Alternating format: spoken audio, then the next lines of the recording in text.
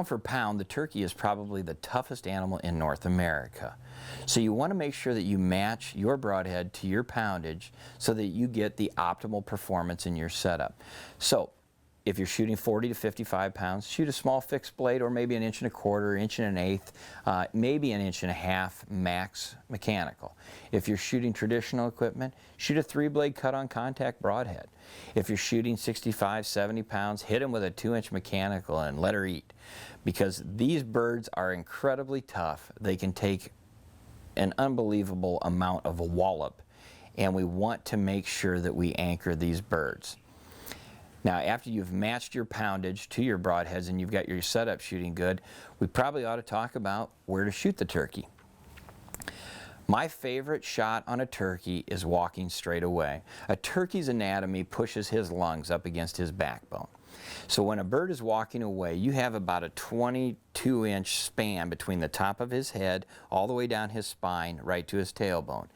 Anywhere in there is the end all. If you bust into his chest cavity, you have hit vitals or you have broke his backbone.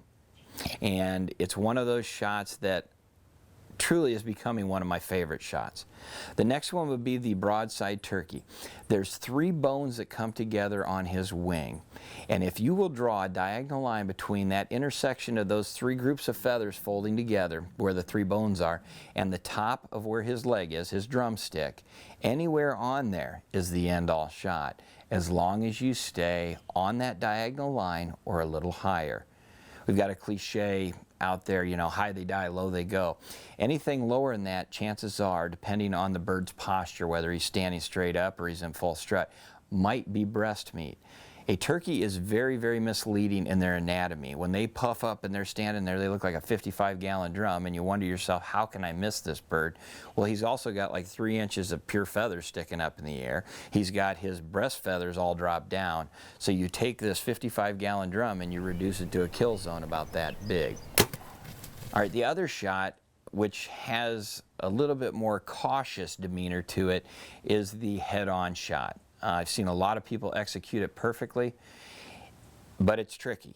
The thing you got to remember is where these rolls of feathers make a V is on the breastbone, the wishbone of this turkey. And anything above that is really good. That's going to enter into his chest cavity or strike the wattles right here on the bottom of his neck. If you hit below that, though, you run that risk of your arrow not entering the chest cavity, but more running down the breast meat down along that breastbone. So if a bird is facing you, just remember that he's either going to get closer or he's going to turn. But if you have to shoot him head on, stay above the beard, right below the wattles, and get it into that chest cavity. Don't go low on a bird that is facing you.